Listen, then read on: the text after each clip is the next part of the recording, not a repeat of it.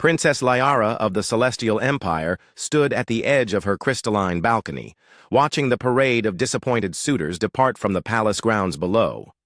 The latest candidate, a pompous warrior from the Stellar Coalition, had just stormed out after she politely declined his proposal of marriage. He was the 47th this cycle, and like all the others, he had failed to understand what truly mattered to her. The princess possessed an otherworldly beauty that had become legendary across 17 star systems.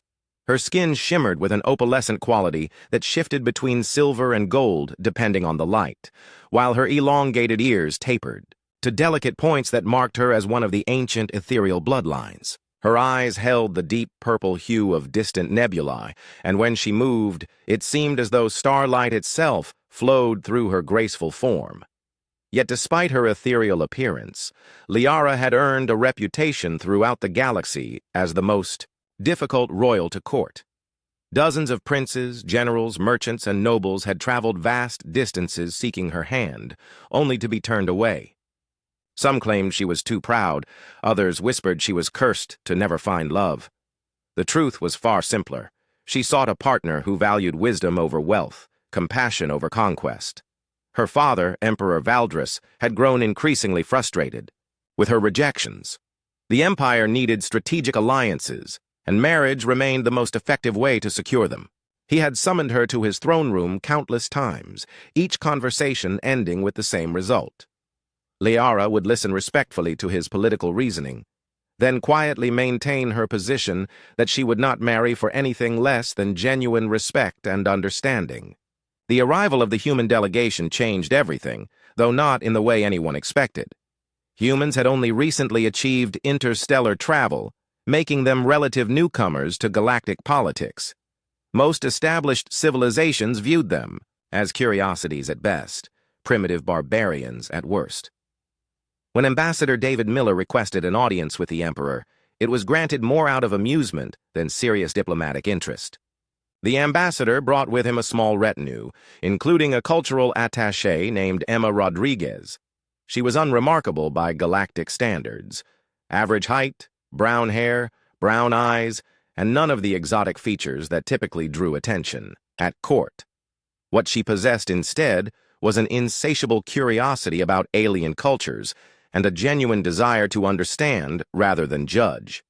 While Ambassador Miller conducted formal negotiations with the Emperor, Emma spent her time exploring the palace and conversing with anyone willing to speak with her. She asked thoughtful questions about ethereal history, philosophy, and art.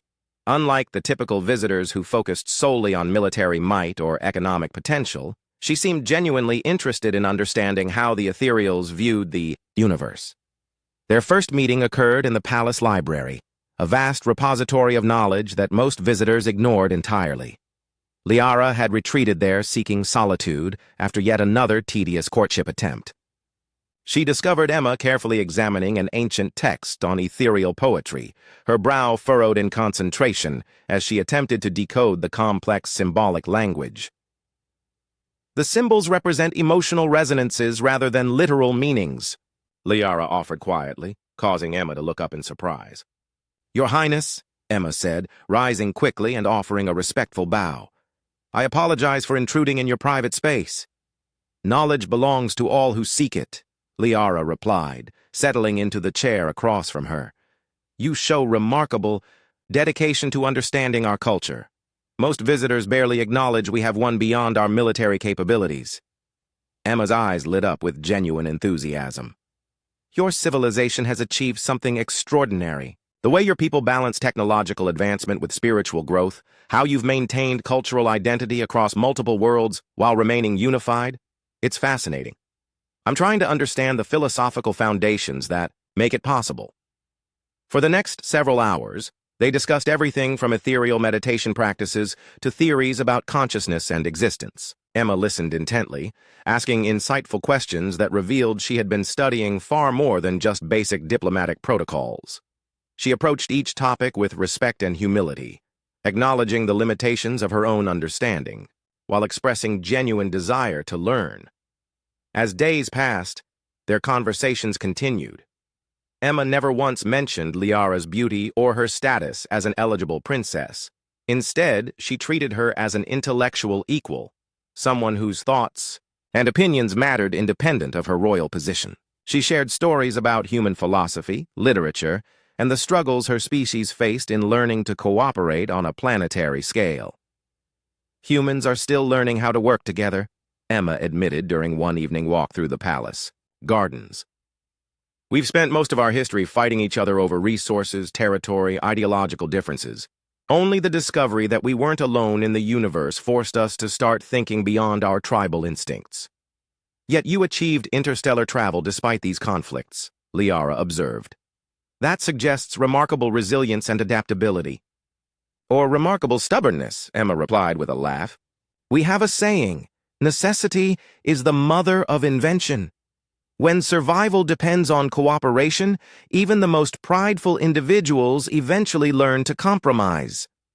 Liara found herself looking forward to these conversations more than she had enjoyed anything in years. Emma's perspective challenged her assumptions about many things, while her genuine respect for ethereal culture made her an ideal cultural bridge between their peoples. More importantly, Emma saw her as a person first and a princess second, something that had become increasingly rare in Liara's experience. The revelation came gradually rather than in a single dramatic moment.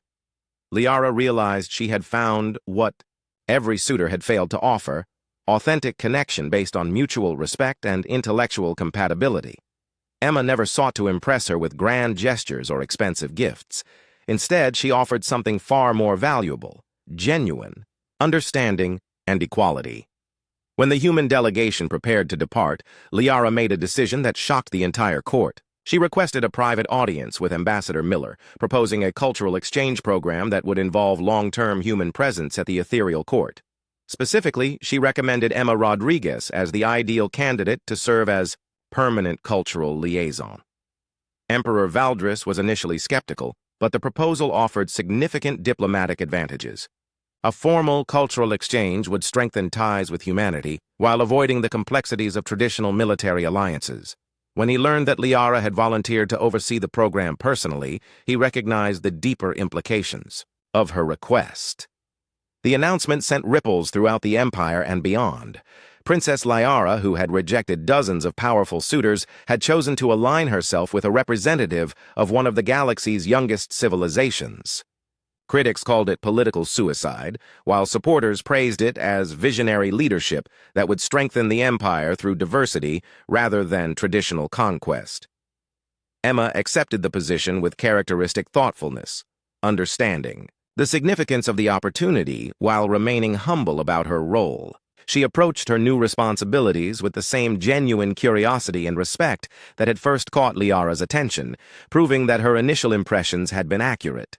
The partnership that developed between them became a model for interspecies cooperation throughout the galaxy. Together, they demonstrated that true understanding transcended physical differences, cultural barriers, and political complications. Their success proved that sometimes the most unexpected alliances produced the most remarkable results. In choosing Emma, Liara had found something that eluded most royal marriages: a partnership based on genuine admiration rather than political necessity.